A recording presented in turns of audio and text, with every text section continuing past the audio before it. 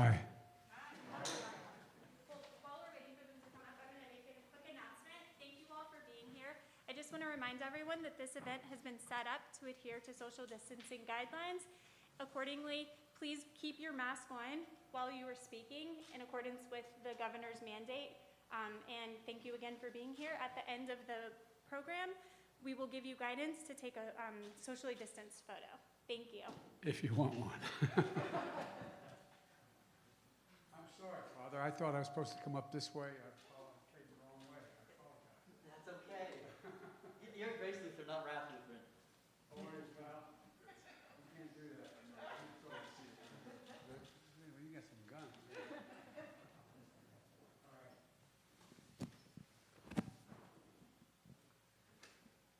Good afternoon, everyone. Good afternoon. I can't hear you. Good afternoon, everyone. There you go. Let's get some energy and love in the room, right? Well, my name is Tim Mahone. I'm the chair of the Mary Lou and Arthur F. Mahone Fund, and I appreciate everyone being here. I want to thank Reverend Barker for your hospitality and convening what we know is a very important discussion in our community.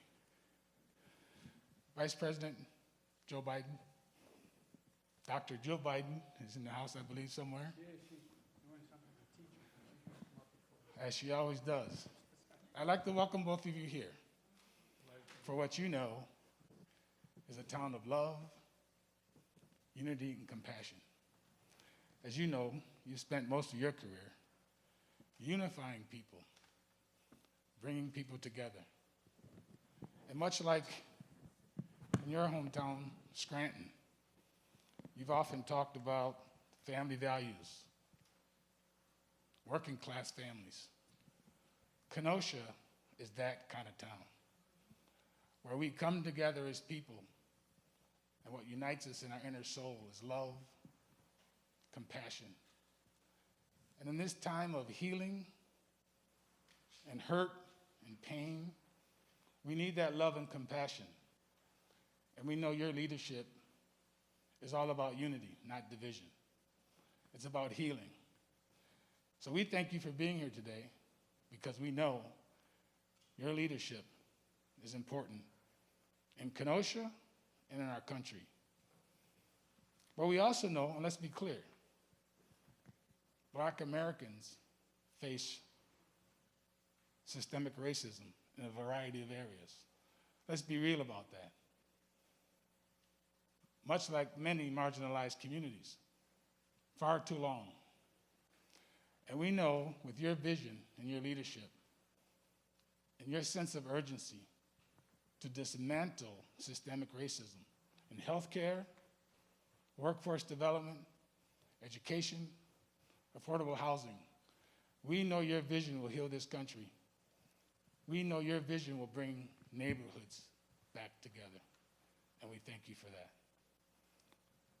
Now, it gives me great pleasure to introduce to you our host, Reverend Barker. Please come and give us opening prayer. Well, welcome everybody. It is a real privilege to look out on my neighbors here in Kenosha, and I can see so many people who have had at the core of their life seeking welfare and praying for the welfare of our city. So it is a real privilege to have all of you here today. It is a real privilege to have Vice President Joe Biden here today to listen and to seek healing and justice for us in Kenosha. And so thank you all for taking time this afternoon to come to Grace Lutheran. Welcome. Well, please rise as you're able as I offer a prayer. Let us pray. Oh, healing God, we continue to lift up Jacob Blake. Lord, continue to bring healing to his grievous wounds. Lord, miraculously enable him to walk again. Lord, we lift up his family. Bring them comfort during this tumultuous, challenging time. O God of justice, we ask for justice for Jacob Blake. We ask for justice for our community here in Kenosha. O God, who anoints leaders to guide us, we ask that you anoint the leader of our country in November, who will at their core seek justice, love mercy, humbly walk with you, and love their neighbor as themselves. And God, I have great confidence that you will make that happen for us in November. I pray all of these things in the name of the Father, the Son, and the Holy Spirit. Amen. You may be seated. Thank you, Reverend Barker, for those inspiring words. And also, I want to thank you for the great work you do in the neighborhood. As you know, not far from here, we have devastation and destruction, and we know your church has had a leadership role in that rebuild and recovery. So thank you for that, and many blessings. So here we are, ladies and gentlemen. We're here to have a community conversation. Is that right? There's a few ground rules in the interest of safety and health and wellness that we protect each other.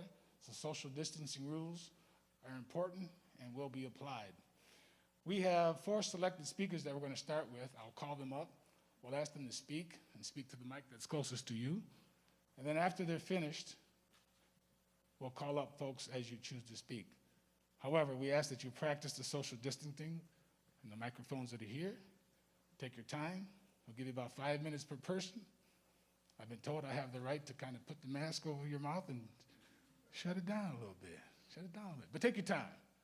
Because as you know, Vice President Joe Biden is here to listen and learn and help us heal. Fair enough? First with us is Tim Tompkins, community resident, former Marine. Tim?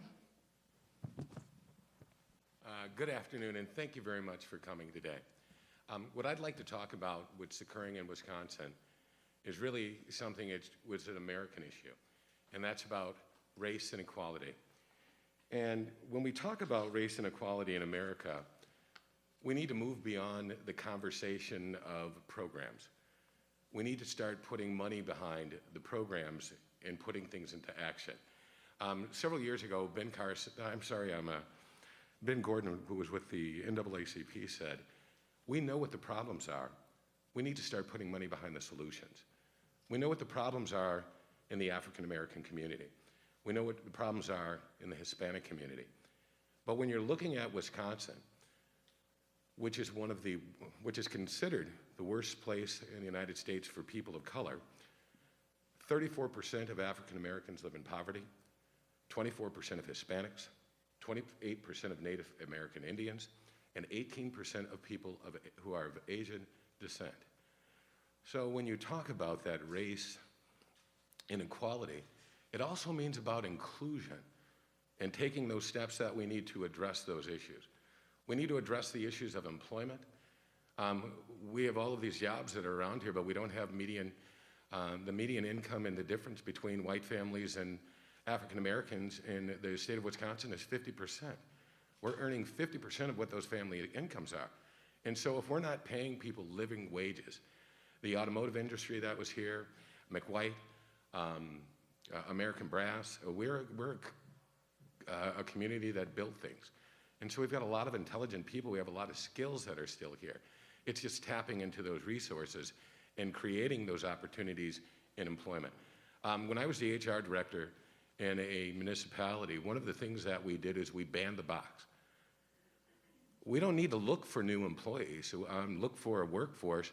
We're pushing them out of the prison system each and every day. When those individuals come back to our communities, what we need to do is start providing second chances for them. We also need to address the gaps within our education system. Not that we don't have a public education system, but we have a public education system that is not equitable. We need to make sure that each program in every school is the same. We need to make sure that black sports programs and white sports programs are funded the same. We need to make sure that science programs and art programs are funded the same. Not that they just exist, but that they have the same quality and that they're still of the same quilt. Because you cannot build programs that do not have the same resources and economic ability to push those forwards to be successful. The biggest thing that I see going on right now, and it just breaks my heart, when we talk about race and equality, we have to look at housing. Right now, we look at what's going on during this COVID. We have so many people right now, because of not having the economics and not being in work at this time, they're losing their housing. If you looked over Texas over the last couple of days, it's heartbreaking to see all these people in the middle of a pandemic, in the middle of just having a hurricane come through this area, and now they're being placed on the streets with their belongings. And so we've got to move beyond that. The other thing that's still out there is that we need to create jobs. We need to create living wages and opportunities for people so that they can be a part of that American dream. I was going to talk about the criminal justice system, but we have such a wonderful person here who's going to be able to follow up on that. And we have to realize that we've got to stop pushing people into jail. We have to start getting solutions such as rehabilitation. When the crack epidemic hit America, and it was in the black community, America's solution was jail, jail, jail. Now that we have opioids in the white community, the solution is to provide police, firefighters with Narcan and save their lives and send them back home to their families and make sure that they have the rehabilitation services. We really need to take a look at our criminal justice system because we don't have the mental health services and we don't have the drug addiction and other services needed to prevent people from getting caught up in a cycle that takes away from that American dream and takes away from that opportunity for equity. Thank you. Thank you, Tim. Jeff Widener, would you please come forward? 30 years of great service as a firefighter. Wonderful young man. Thank you, Jeff. Thanks for coming. Thanks for listening. Our members are tired after this past week. Some of them are beat up pretty good, but their spirits are high. And the reason that their spirits are high is because of the appreciation and love that our community has shown us after the fires. Everything that's been dropped off at the firehouses to people stopping us on the street, telling us thanks. And it made me think about appreciation. I think a lot of people at a lot of different levels need to start showing appreciation for one another and letting people know that everybody matters. I know I feel good when I feel appreciated. I think it's a basic human thing that everybody else does too.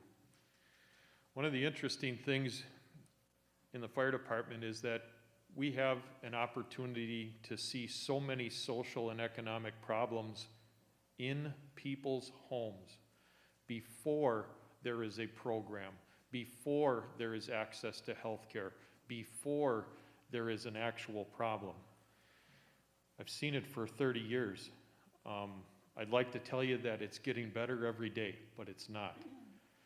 One of the things that we see, particularly in the areas of people of color, is their ability to access health care at a time when it has a chance to be preventative, to be healing.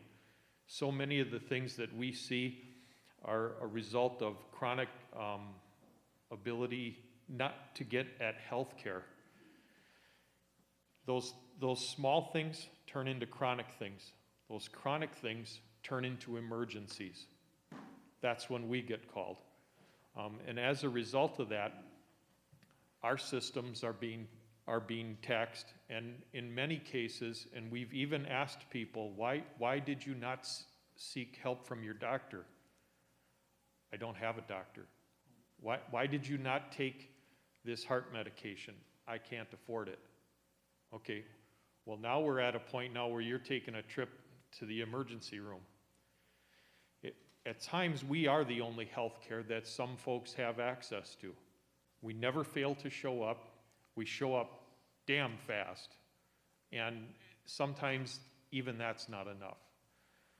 So those are some of the things that we see with regard to a problem in the community that needs attention. If there were clinics or there were availability for low-level health care access, we wouldn't see quite so much of what we have to deal with from an emergent standpoint. And again, pride, dedication, and courage. That's what we all signed up for. Our thumbs are all up, and we're forging forward, and we'd like a whole bunch of other people to be able to feel the same kind of appreciation we do. So, thanks for being here. Appreciate it.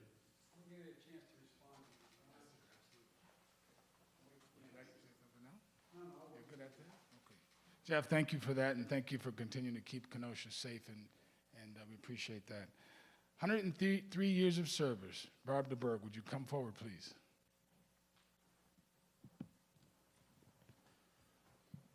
Can I touch this? Thank you, Joe, for being here. It's a great honor for me to be invited here. My name is Barb DeBerg, and my sister and I have a framing and art gallery 2 blocks down the road. Our great-grandfather started our business, and our business has succeeded through recessions, depressions, and all the difficulties that happen. But we have never, ever seen anything as devastating as what has gone on in our community. We're very fortunate because they didn't start our building on fire, like so many of them in the uptown area have been burnt to the ground. They did break our windows, get into our store, they looted, and they tried to start a fire, but a good Samaritan came by and took this rack of our beautiful scarves out into the sidewalk and put it out.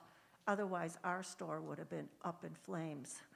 And I look at the buildings in our community that are gone, and I don't think I've really grieved as much as I feel I should, because being a business owner, I have to keep going, and I have to keep working. The day after this happened at our store, it was on Sunday they went downtown and did their devastation. And then on Monday night, they came in our area.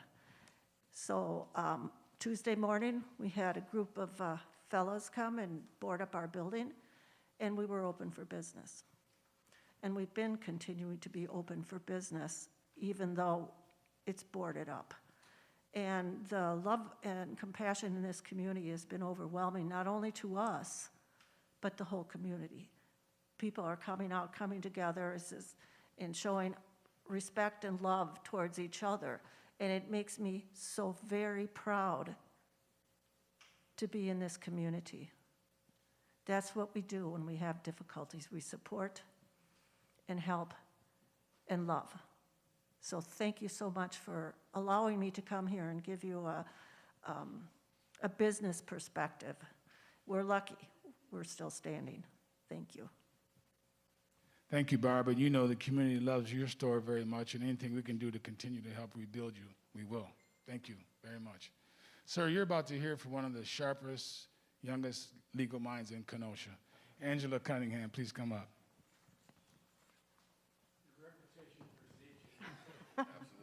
Well, thank you, Tim. Good afternoon, Mr. Vice President, and thank you for joining us here today. You know, the reason Kenosha is in the spotlight right now is because of the shooting of Jacob Blake. I will never forget that Sunday afternoon. I was watching a live video of someone who was on the scene and trying to figure out what was going on. And I was reading the comments, and I saw people commenting about the fact that Jacob Blake had been shot by officers. Then I saw the video of the actual incident. I don't even think I have the words to describe how I felt when I saw that video. I do remember texting my group of friends and saying, this is really bad. This is really bad. There's going to be protests. There's going to be rioting. I knew that right away after watching that video. My mom called me. I have a 20-year-old black man for a son. My mom called me shortly after the news got out about what happened because she knows we live in Kenosha, and her first thought was, is Sean okay? Is he all right? I knew he was okay because I knew he was at work. Mr. President, or Mr. Vice President, I'm speaking into the Mr. President part.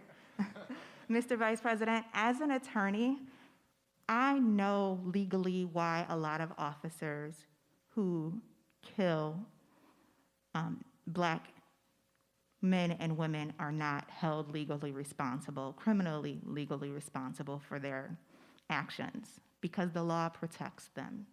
I recognize that and I know that. I don't agree with it, but I recognize that and I know that.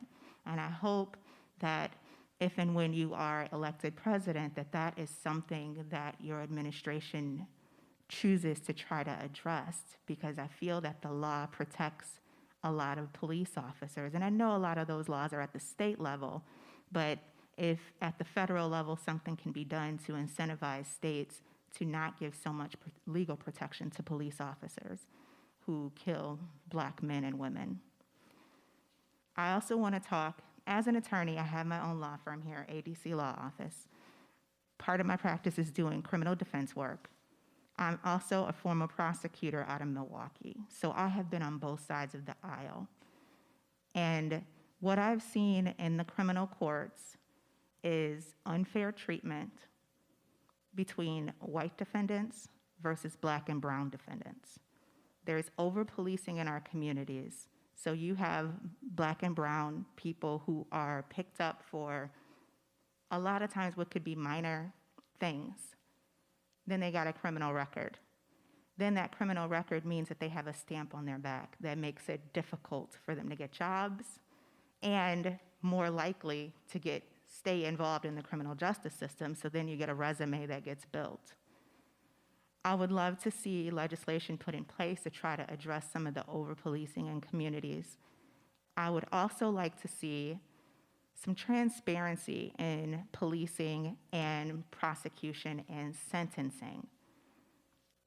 Because I sit in courts, well, I used to before COVID, but sit in courts all day and I listen to cases and can see what's going on, I'm able to see the differential treatment in charging and offers that are given by the prosecution and in sentencing that's given by judges. Anybody who's not in court every day won't see that, and that data is not readily available.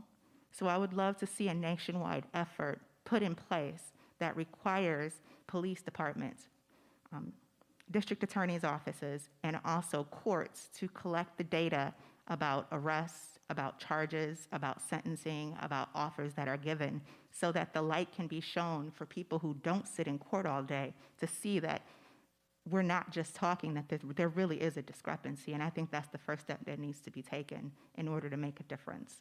And then once we know what the actual numbers are, start putting some legislation in place to try to address some of those discrepancies. Thank you for listening today. Thank you to our four speakers. Mr. Vice President, would you like to take a few moments to respond and chat with the community?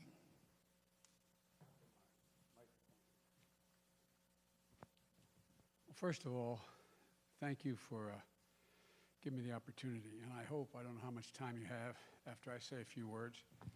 Maybe I can hear from more of you as well, but let me respond to a little bit of what I've heard so far. First of all, if I can make a generic point, the words of a president matter. No matter whether they're good, bad, or indifferent, they matter. No matter how competent or incompetent the president is, they can send a nation to war, they can bring peace, they can make markets rise or fall, and they can do things that I've observed can make a difference just by what they say. You know, I got out of law school, and I moved back to Delaware. I had a partial scholarship to go away. We didn't have a law school at the time in Delaware. I went to Syracuse Law School. When I came home from law school, what happened was my last semester, the only two political heroes I ever had, both were assassinated, Dr. King and Bobby Kennedy. As a matter of fact, Kennedy was assassinated the day I graduated. And I came home, and my city is the only city in the United States of America occupied by the military since Reconstruction for 10 months. Every single corner with someone, a military person, standing with a drawn bayonet. Not a joke. 10 months. And I had a job with a good law firm, a well-known law firm, one of the oldest law firms in the state. And after a while, I concluded that I was in the wrong place. They were good people, but I quit and became a public defender. And I used to interview my clients in what they call the Northeast Corridor, where Amtrak runs from, Washington to New York. That area goes right through my city. And I used to interview clients down in the basement of that train station before they were arraigned. And here I was thinking that, and we have the 8th largest black population of any state in the nation as a percent of population. And we were, to our great shame, a slave state. And although we were one of those border states who fought on the side of the North, thank God. But anyway, make a long story short, what happened was I thought black and whites would never be in my city talking to each other again. And here I was then, literally 40 years later to the month, on January 17th, standing on the platform of that very same train station and looking out over what we call the East Side, which had been burned to the ground, literally. It had been completely leveled. When things get burned out, they come in and level everything.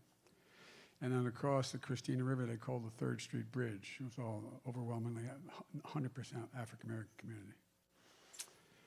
And I was standing on that platform on January 17th waiting for a black man to come 26 miles from Philadelphia to pick me up and take me on a train ride to Washington, D.C. with 10,000 people standing down below cheering. And my son, Bo, was alive then. He was the Attorney General of the state of Delaware at the time. And my daughter, who's a social worker, ran the largest criminal justice program in the state. And my son, my middle son, who was running the World Food Health Program, the World Food Program USA, the largest program in the world. And I called them up, and all of a sudden hit me. Here I was, and that whole area has been rebuilt. And 3rd Street Bridge is still in a little bit of trouble, but things have moved. And I said, don't tell me things can't change. I told them about the story. Am I violating social distancing here, walking up? I guess I am. Sorry. Yeah. And I said, don't tell me things can't change. And I told the story and reminded them what it was when I was a young attorney. But I made a mistake about something. I thought you could defeat hate. Hate only hides. It only hides. And when someone in authority breathes oxygen under that rock, it legitimizes those folks to come out front of the rocks. And I hadn't planned on running for anything again after my son had died. And I was a professor at a college and running another program at another college, until I saw those people coming out of Charlottesville carrying torches, literally torches coming out of the fields. Close your eyes, remember what you saw on television. Their veins bulging, their hate-filled speech, chanting the same anti-Semitic bile that was chanted in the streets of Germany in the 30s. And on top of that, accompanied by white supremacists, Ku Klux Klan, a young woman was killed protesting those folks. And the President of the United States was asked, what do you think? And he said, quote, something no president's ever said. He said, there are very fine people on both sides. No president has ever said anything like that. The generic point I'm making is, not all his fault, but it legitimizes. It legitimizes the dark side of human nature. And what it did, though, it also exposed what had not been paid enough attention to, the underlying racism that is institutionalized in the United States, still exists, has existed for 400 years. And so what's happened is that we end up in a circumstance like you had here in Kenosha and have here in Kenosha. But, you know, I had a serious operation years ago, a neurosurgeon, and he gave me a relatively small chance of making it after it was all over. I said, I'll be fine. And he said, you know what your problem is, Senator? He said, you're a congenital optimist. Well, I think we've reached an inflection point in American history. I honest to God believe we have an enormous opportunity now that the screen, the curtain's been pulled back on just what's going on in the country, to do a lot of really positive things. You know, as much as they say that, you know, Black Lives Matter has lost some standing since the president's gone on this rant about, you know, law and order, et cetera, still you have over 50% of the American people supporting it. It was up to 78. That's never happened before. People are beginning to see, because of COVID, who the people are out breaking their necks and risking their lives to keep them safe in their homes.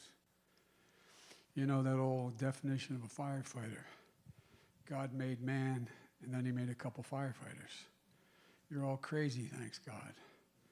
I grew up in a neighborhood, you either became a firefighter or a priest. I wasn't qualified for either, so here's who I am. But all kidding aside, think of what's happened. Think of all the people. Who are all those people? You got over 6,000 young dreamers, quote unquote, dreamers, you know, the Hispanic community, who in fact are on the front lines dealing with COVID. You have all those folks working in a supermarket, stacking the shelves, making $5, $6, $7 an hour. In fact, and they're mostly minorities, African Americans, Latinos. People are beginning to figure out who we are as a country. This is not who we are. This is not who we are. So the first point I want to make to you all is, I am not pessimistic. I'm optimistic about the opportunity if we seize it. Now, let me respond to what each of you had to say. Tim, you talked about this a lot more than you got to put money behind the solutions. The country's ready to put that money behind the solutions now. Here's what I'm proposing, and it's going to happen. You point out a 30% poverty rate among African Americans. You have living wages don't exist. We're going to nationalize $15 an hour. No one should ever have to work 2 jobs just to make it. That's not right in America. Just 2 jobs just to be above the poverty rate, above the poverty level. Prison reform. There's a whole lot of forms it takes, but my view is we should turn prison reform, and I've been preaching this for the last 5 years, from prison punishment to reform. So, for example, anybody serves their time in prison, they get out, they should be entitled to every single program that exists under the federal government. Why don't we want them getting a Pell Grant and going to school? Why don't we want them getting a job and being able to get public housing subsidies? Why don't we want them qualifying for what used to be called food stamps? But right now, I wrote years ago with a guy named Specter, a senator from Pennsylvania, the Second Chance Act. Because right now, we're in a situation where you get out of prison, I think you all know this, you get a bus ticket and 25 bucks. By the way, 93% of everybody, 93 out of every 100 prisoners in prison are behind a city jail, a county jail, a state jail, not a federal prison. Brock and I were able to reduce the prison population federally by 38,000 folks. Anybody who gets convicted of a drug crime, not one that is in terms of massive selling, but consumption, they shouldn't go to prison. They should go to mandatory rehabilitation. Instead of building more prisons, I've been proposing for some time, we build rehabilitation centers. Mandatory. They've got to go to mandatory rehab. But it's not part of the record when they get out if they finish it. Because the point you made, you get a record and it stays with you. Sorry, you can't get the job because you did the following, even if it's a misdemeanor. We shouldn't be putting anybody in jail for that. We should find ourselves in a situation where housing. Right now in the United States of America, we don't have the kind of housing funding we had back in our administration earlier before that, even in Republican administrations. No one should have to pay more than 30% of their income to be able to live and have housing, including people on the street. That's why I proposed a $400 billion program to vastly increase available housing in America.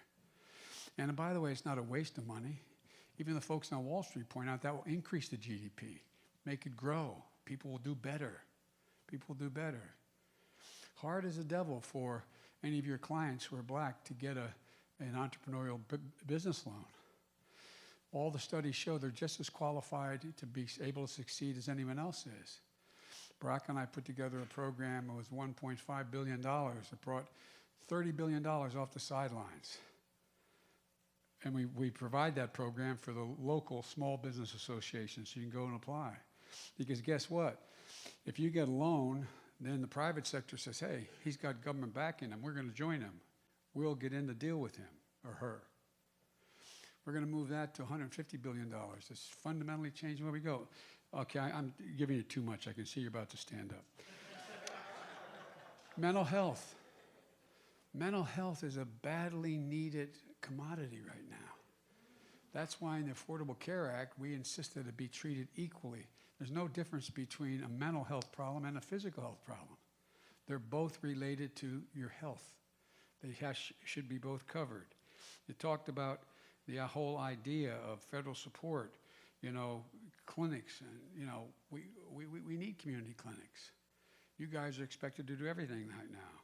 And Barb, you talked about, rebuilding. Well, you know what? Let's get something straight here. Protesting is protesting, my buddy John Lewis used to say. But none of it justifies looting, burning, or anything else. So regardless how angry you are, if you loot or you burn, you should be held accountable as someone who does anything else, period. It just cannot be tolerated across the board. And Angela, you talk about the whole issue of sentencing.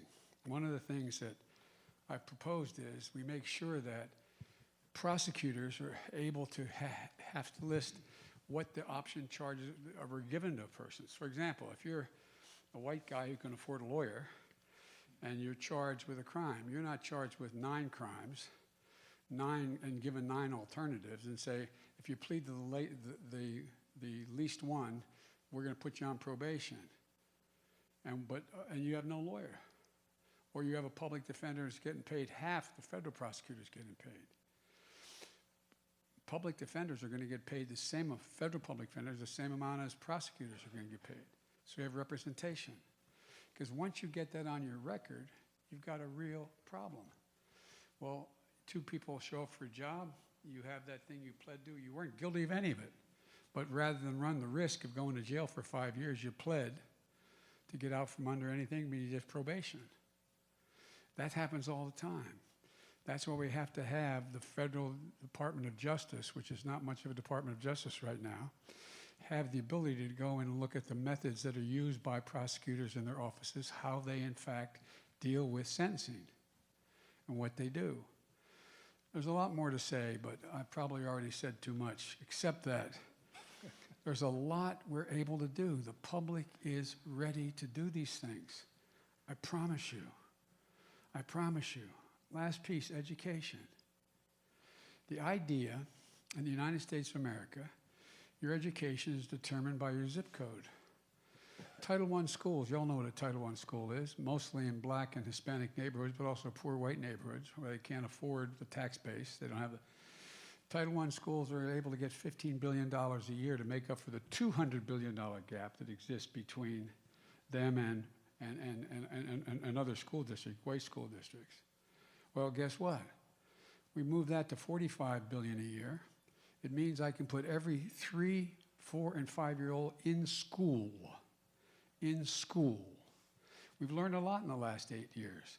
Every major university and prestigious university in the country has pointed out that it increases by 58% the chances that that child, no matter what home they came from, will get all the way through all 12 years of school.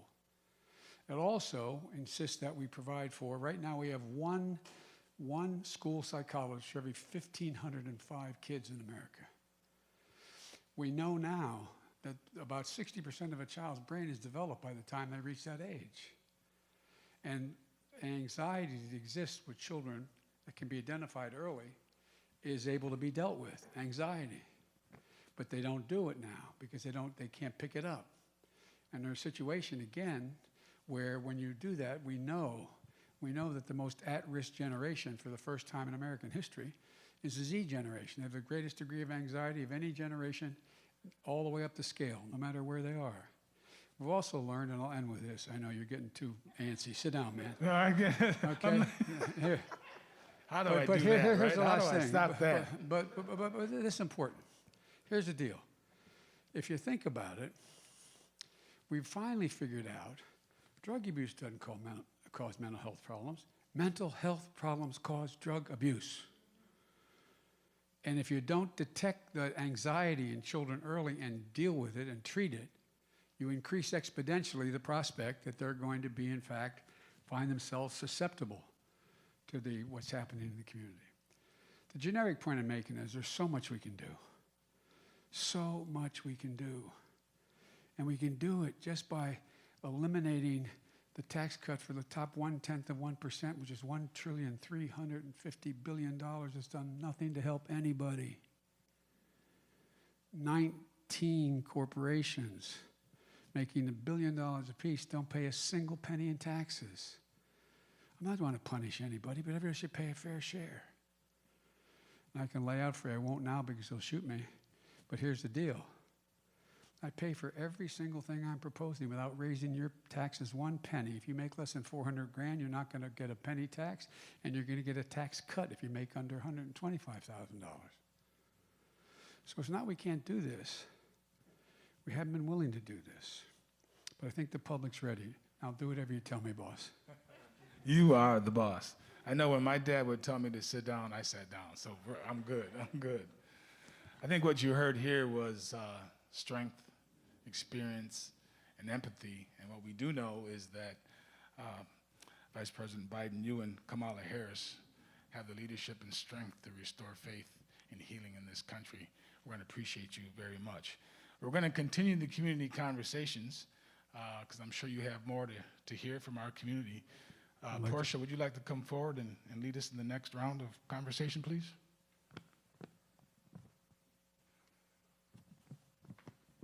County Governor's bragging about you. Hello, my name is Portia Bennett. I'm just going to be honest, Mr. Biden. I was told to go off this paper, but I can't.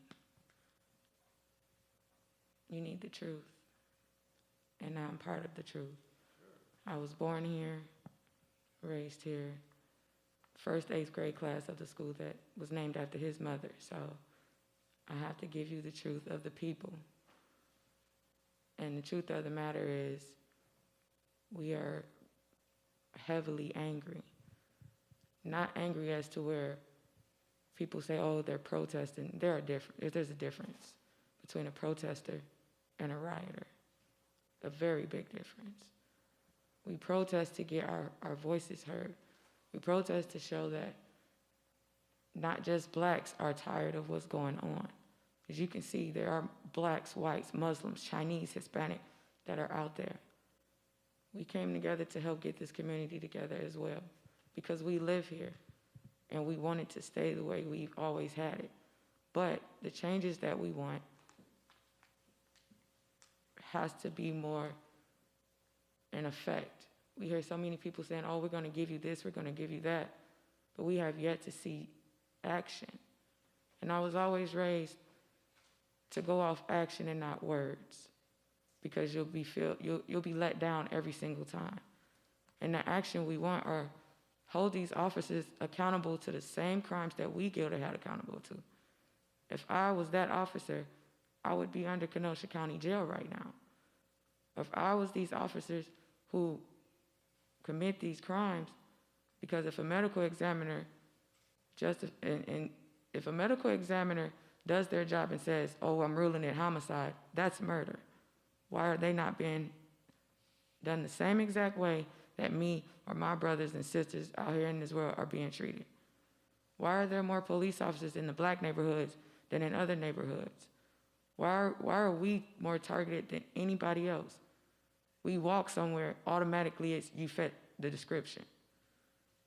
We wear something, automatically it's, oh, you're a bad person. I'm only 31. And I've seen enough within these last 2 years to say I'm tired. I'm a mother. My oldest is 13. My twins are 9. I do this because I want their future to be better than what I have right now, because my present is not good. But I speak because I want the truth heard. And I speak for the people in this city because I live in this city and I'm out here with these people. A lot of people won't tell the truth, but I'm telling the truth. It's not what a lot of people think it is for us.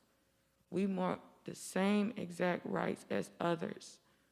We want to be treated just like everyone else. A lot of us get denied jobs because we mark that box as Black or African American, knowing we are overly qualified for that position. People come in and tear down our houses in our neighborhoods instead of fixing them up and making them better. And now we're all pushed to one side of town. Gentrification has to stop as well. We can't get that if someone with that voice can't put that into effect. That's all we're asking. We want the same treatment.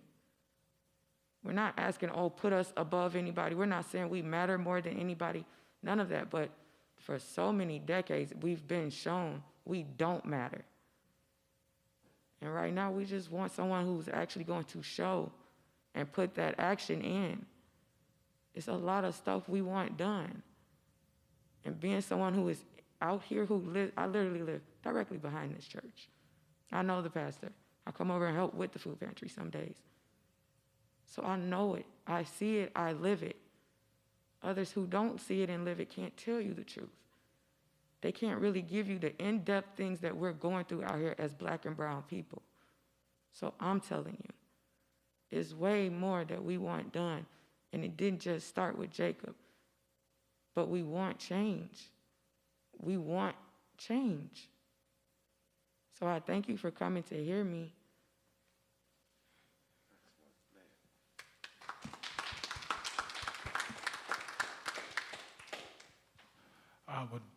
Excuse me. Someone else would like to come up and provide insights on Kenosha? Alderman Kennedy?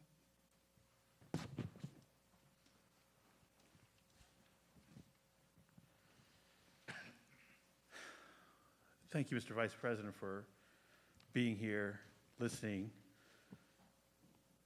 The spotlight's been on our town. We talked about Sunday, what happened Sunday. And I feel like that was years ago. And when I'm walking out there and talking to my constituents, and I'm talking to my neighbors, and I'm talking to my friends and my family, I hear their pain. The 10th District, the city of Kenosha, did not suffer the same destruction that other parts of the city experienced. But like I spoke to Senator Baldwin, there's a hurt in my section of town. There is a pain in my section of town. Mr. Blake was shot 2 blocks from my house. But we speak about how we feel then, the despair and the anger and all of those things. But I also want to tell you about the humanity that's coming out of these things.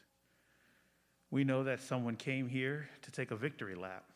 We know that someone came here to show division. We know that someone came here not to help us, but the people surrounding the family decided, we're not going to show that picture to the world. We're going to show them something different.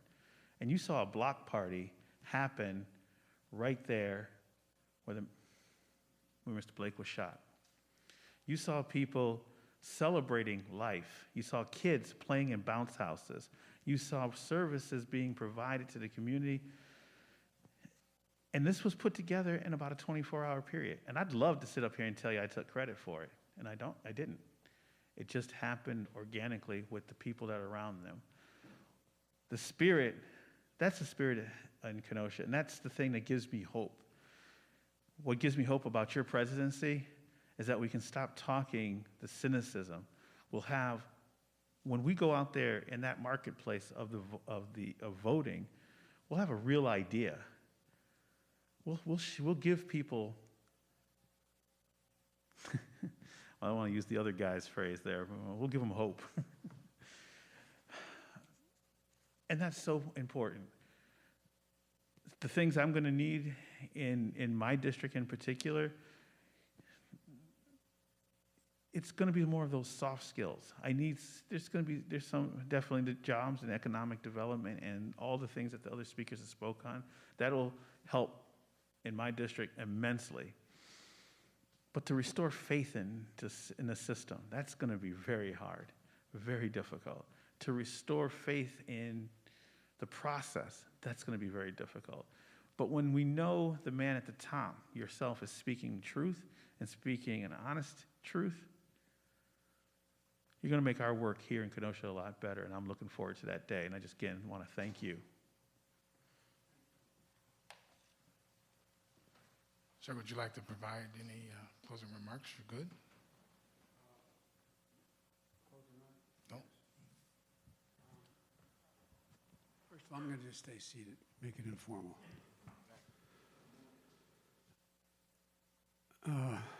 Portia, you know, the things that I talked about here that we have to do didn't start with even back to Eric Garner, I Can't Breathe. Been proposing these for a long time. I mean, literally, for years.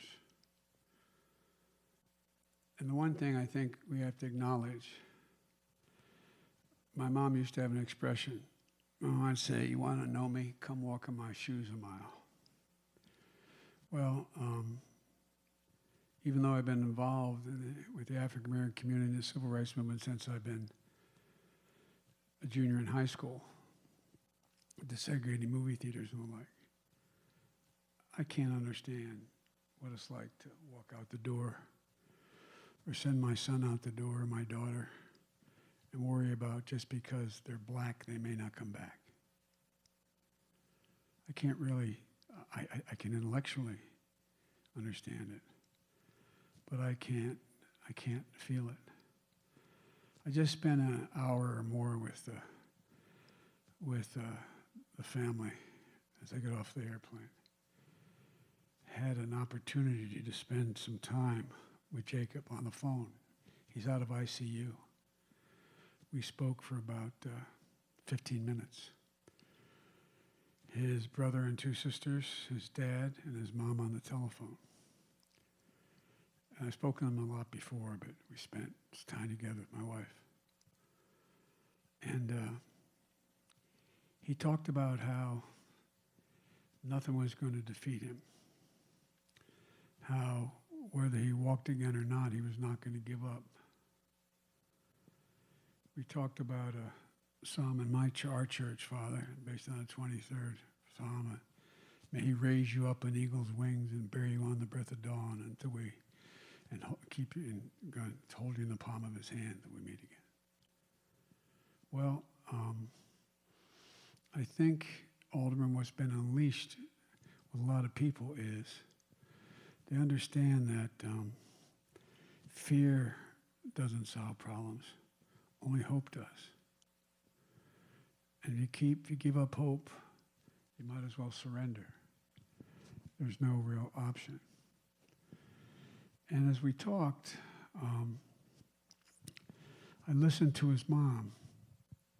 She was on the phone. She was in a different, she wasn't with Jacob. She was in the same location.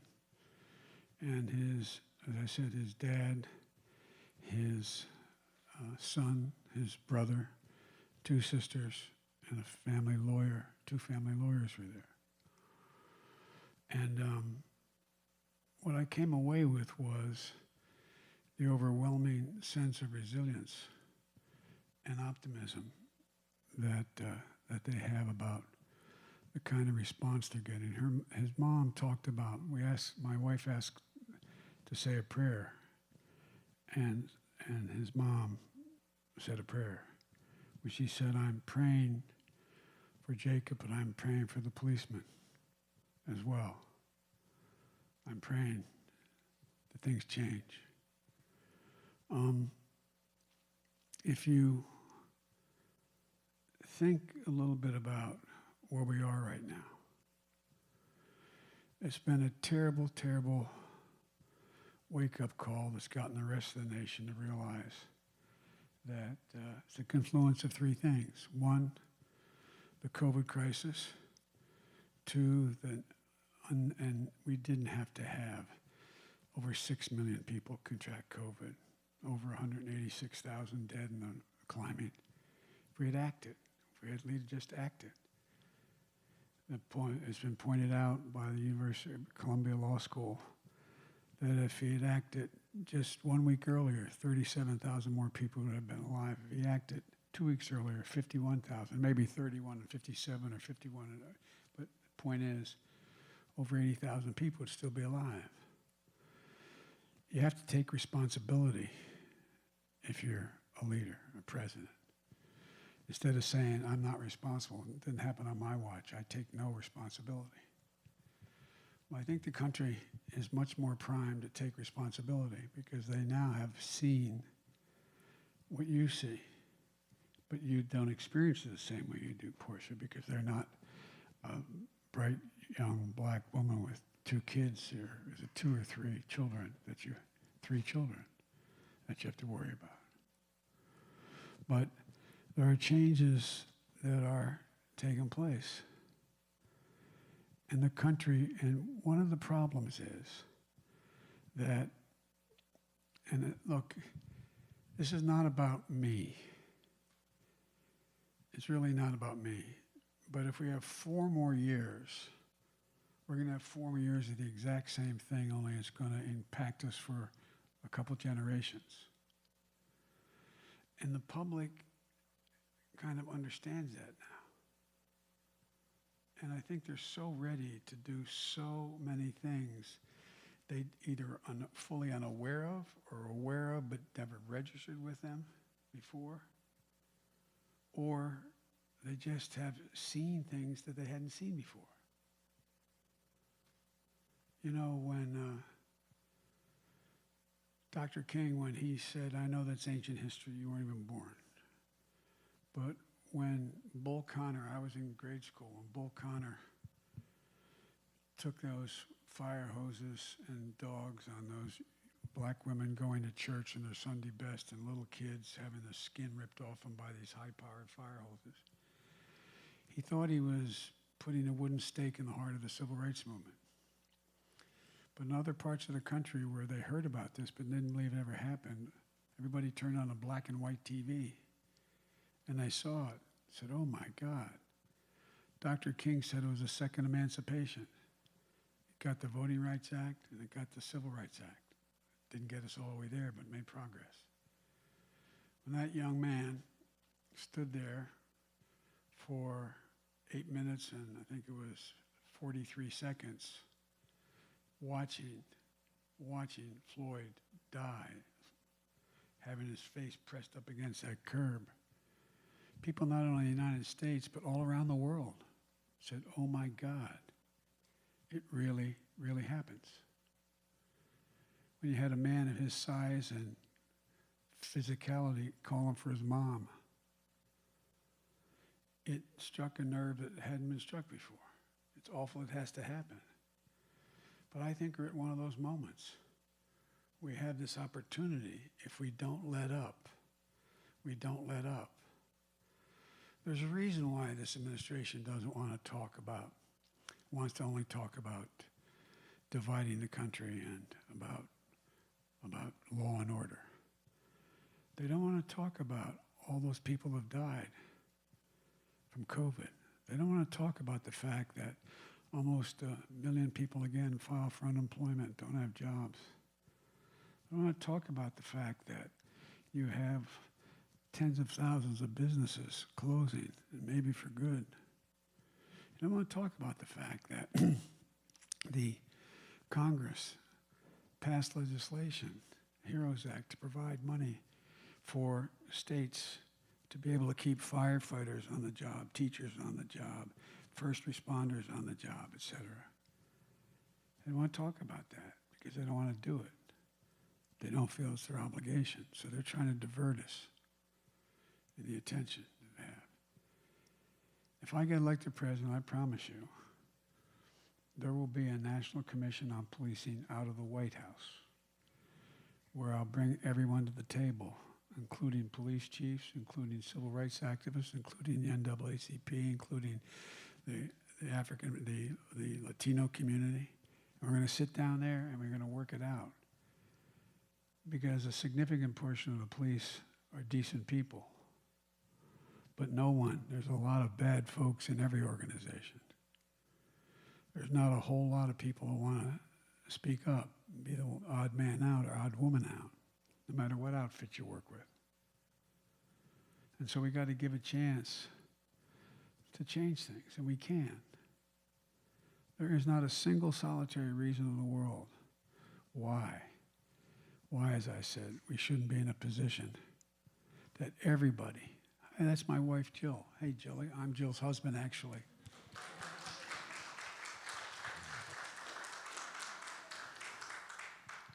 But I guess I should cut to the chase here. We're in a situation now where we cannot let up. We cannot let up. Violence in any form is wrong. The idea that this president continues to try to divide us, give succor to the white supremacists, talks about how there's really good people on both sides, talks in ways that are just absolutely, I've never used this regard to president before, not only incorrect but immoral. They're just simply wrong, simply wrong. And the one concern I have, and I understand it, is that people are going to be so frustrated, particularly in the communities that need the help the most, need to be treated most clearly and equally. They're going to say it's not worth it at all. I'm not going to vote. A guy was a very good friend of mine. Talked to him 2 days before he died, John Lewis. As John said, the only answer is to vote. It's the only answer to engage in vote. Otherwise, nothing else works in a democracy. It doesn't work.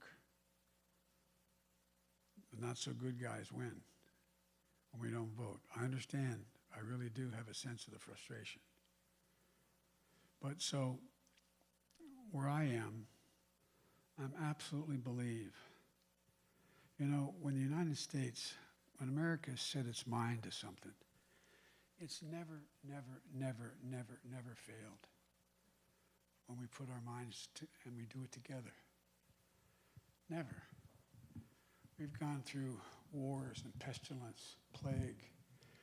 We've gone through a lot. And we're finally now getting to the point we're going to be addressed the original sin of this country. 400 years old. It's the original sin, slavery, and all the vestiges of it. I'm not saying in 4 years, and this is not about a campaigning. I can't say if tomorrow God made me president, I can't guarantee you everything gets solved in 4 years. But I guarantee you one thing, it'll be a whole heck of a lot better. We'll move a lot further down the road. People fear that which is different. We gotta, for example, why in God's name don't we teach history in history classes? A black man invented the light bulb, not a white guy named Edison. Okay? There's so much. Did anybody know before what's recently happened? That Black Wall Street in Oklahoma was burned to the ground? Anybody know these things? We act because we don't teach them. We got to give people facts. Teach them what's out there. The idea I just spent time with a number of the NFL players and basketball players, including Steph Curry. You know, these folks are making a difference now. It's not about fame or glory, because they have brothers themselves, fathers who've been beat up, who've been brutalized just because they're African Americans. They're about the time they're standing up saying enough is enough. I think there is a chance for a real awakening here. And the point is, I don't think we have any alternative but to fight. I don't think we have any alternative but to fight back. I don't think we have other alternative than just go tell the truth. Just tell the truth. And a concluding comment I'll make is, you know, there's a lot of folks who thought that, well, the president's made great strides with his law and order strides here. That boy, after his convention, he really made inroads. He hasn't. Not at all. No, I'm not serious. I'm being, it should give you a little bit of confidence in the American people. They ain't buying it.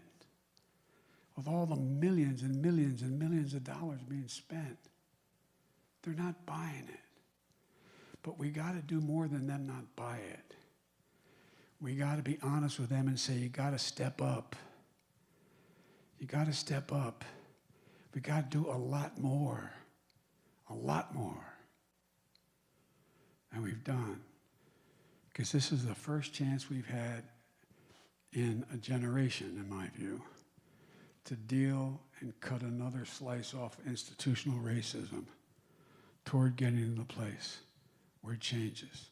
And by the way, the main reason why I'm optimistic, because of your generation, black, white, Hispanic, and Asian American. Did you ever think you'd turn on a TV? You're much younger than I am, but you're a little older than she is. Did you ever think you'd turn on the TV and roughly 2 out of 3 ads would be biracial couples selling a product? That never would have happened in the 50s, 60s, 70s, 80s, 90s. This generation is a different generation. They're the least prejudiced, the most optimistic, the best educated, the most desirable of change of any generation. So we can't let them down. Those of us who are a lot older, we got to join them and do it now. Again, I thank you. As I said, I really am optimistic. And I promise you, win or lose, I'm going to go down fighting. I'm going to go down fighting for racial equality, equity across the board. We hold these truths to be self-evident, that all men and women are created equal, endowed by their Creator. Well, that may be what your birthright was, but it's very different than actually being treated equally, being treated the same. Everything from black mortality rates in pregnancy straight through to educational opportunities and everything in between. But the country's ready. And if they're not, it doesn't matter, because there are certain things I ain't going to change. There are certain things worth losing over. And this is something worth losing over if we have to, but we're not going to lose. Thank you very much, sir. Round of applause, huh? Those were truly unifying words in a community that needs healing and unification. We'll go down fighting with you. We're not going to go down. We're definitely not going down. But let me say one thing, if I could, before I bring up Pastor Monroe Mitchell, is the gentleman in me, sir, I'd be remiss if I didn't welcome the Dr. Jill Biden. Ladies and gentlemen, please let's welcome Dr. Jill Biden in an appropriate way. Thank you. Welcome to Kenosha. Thank you very much. Pastor Monroe Mitchell, please come forward.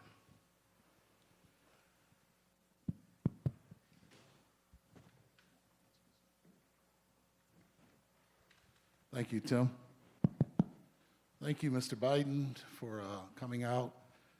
Thank you, Pastor Barker, for holding this great community event this town hall meeting. And thank you to all the speakers, too, that came forth. There was so much said. And I want to thank you, too, Mr. Biden, for reminding us how important optimism is. You know, we deal with so much negativity. We deal with so many problems. We need to focus on being positive, being optimist, and dealing with the solutions. So, like I said, so much has been said, and I'm thankful to even grateful to even be invited to this, you know. So anyway, let us stand as we get ready to dismiss in prayer. Father, we thank you once again. I thank you for your grace and for your mercy, your goodness and your kindness. Thank you, dear God, for allowing us to come together in a spirit of oneness. Thank you for allowing Mr. Biden to take time out of his busy schedule. And thank you, dear God, for allowing us to bring some issues to the table. And Father, I pray right now, dear God, that you take out hatred, that you move out hatred from our community and replace it with love. Father, I pray sincerely and seriously, dear God, that you remind us each and every day that we can too be resilient and have tenacity and move forward away from this destruction. And Lord God, I pray that you allow this community to heal Kenosha. I pray, dear God, that you bless Kenosha, that you bring us back together, that you tear down the walls that separate us because of race and other issues. And I pray, dear God, that you open up the channels of communication that much more between your people. And Father, this is not something that just started recently. This is something that's been going on for a while. So we pray, dear God, that you once again continue to protect Kenosha, continue to protect Wisconsin, continue to protect this country, and also continue to protect this world. We lift up the Blake family today. Jacob Blake, we pray and ask that you touch him miraculously and triumphantly with his illness, with his pain, and with his suffering. We pray, dear God, for his family as they go through this healing process, as they deal with all of these things in the media and the situations with the police department and so forth. But Father, I won't stop there. I'll pray and ask that you touch the Kenosha Police Department for those that are doing the great job that's needed to be done in the community. And I pray that you'll touch the hearts of those that are not, the hearts of those that may allow racism to come in and bigotry to come in and hatred to come in. For we know that some of it is learned behavior. It's unfortunate. But we pray, Father, that you allow this community to work together. As so many have said today, we need to rebuild. We need to reconstruct. But I pray, Father, that we will rely on you as our ultimate source of strength. So, Lord God, as we get ready to leave this place, only dismiss us from this place, but never from your presence. Now may the grace of God rest, rule, and reside in each and every one of our hearts today and forevermore, as we'll give you all the praise, the honor, and the glory that you so rightfully deserve, and much, much more. And Father, I pray as none other than a servant who stands behind the cross. And I pray, dear God, in the name of Jesus Christ, my Lord and my Savior. And let everyone say, amen, amen, amen. Thank you, Pastor Monroe. This concludes the program. We're going to ask that everyone please stay where you are.